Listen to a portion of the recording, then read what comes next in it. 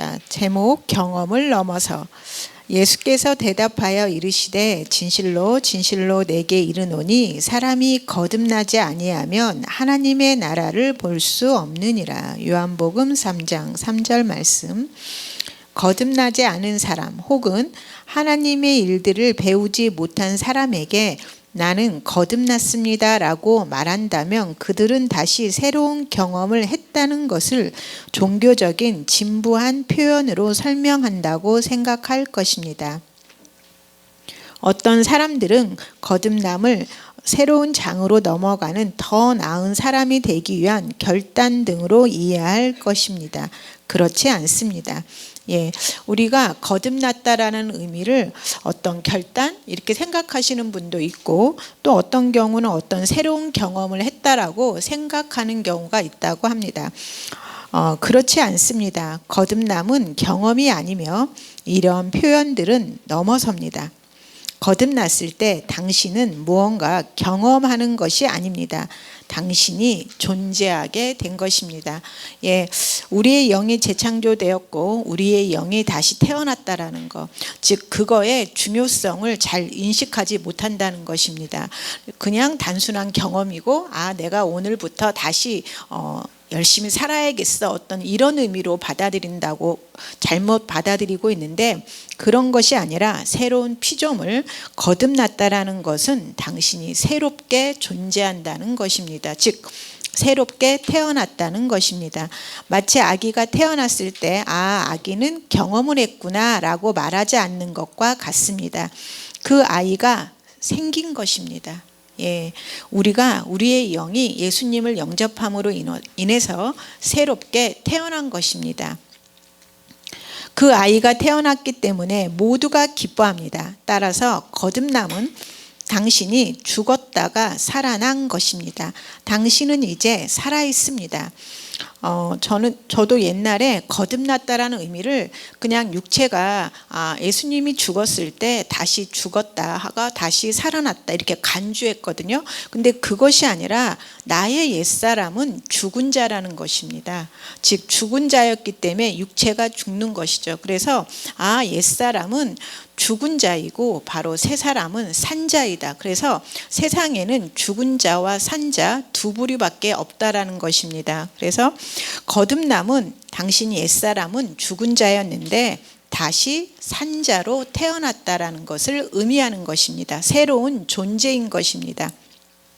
당신은 이제 살아 있습니다. 우리는 산 자입니다. 바울은 에베소서 2장 1절에서 그는 허물과 죄로 죽었던 너희를 살리셨도다.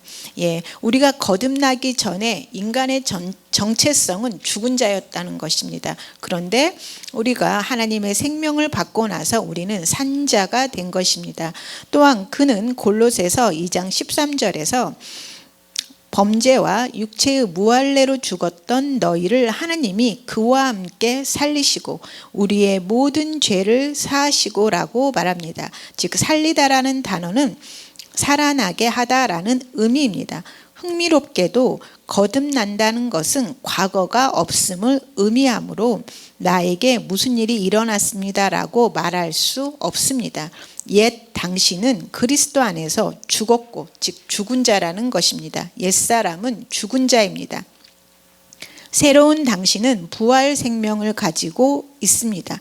그리스도 안에서 죽은 사람과 지금 살아있는 사람은 다른 사람입니다.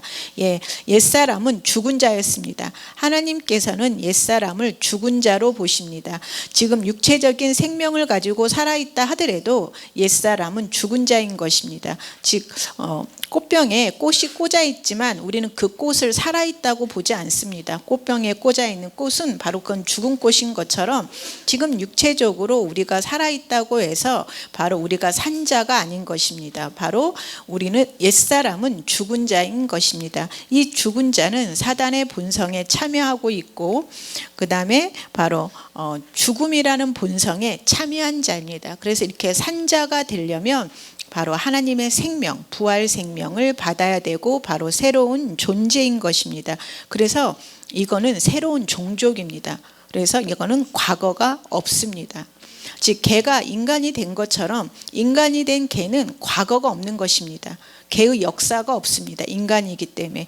마찬가지로 죽음을 가진 인간은 바로 생명을 가진 인간으로 태어날 때 과거가 없다고 쳐주는 것이 아니라 새로운 종족으로 태어났기 때문에 과거가 없는 것입니다.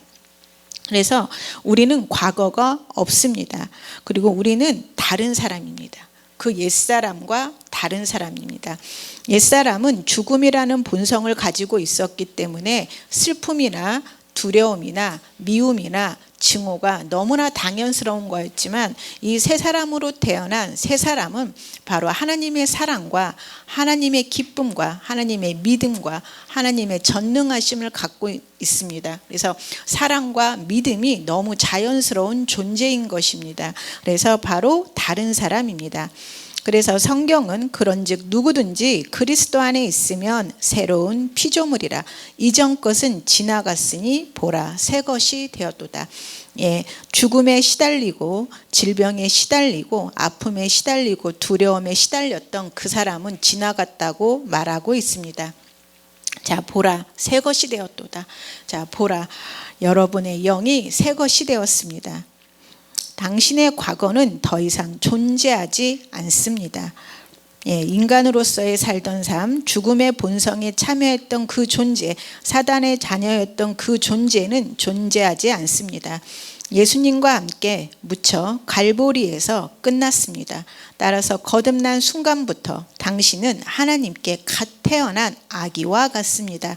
그래서 베드로전서 2장 2절은 다음과 같이 말하는 것입니다. 갓난 아기들 같이 순전하고 신령한 젖을 사모하라. 이는 그로 말미암아 너희로 구원에 이르도록 자라게 하려 함이라. 거듭난 사람은 말씀을 배우고 말씀에 대한 지식 안에서 계속 자라가야 합니다. 하나님의 말씀은 당신을 세우며 당신의 삶을 영광에서 영광으로 변모시킵니다. 새로운 피조물의 시작점은 영광입니다. 우리가 다시 되돌아갈 수 없습니다.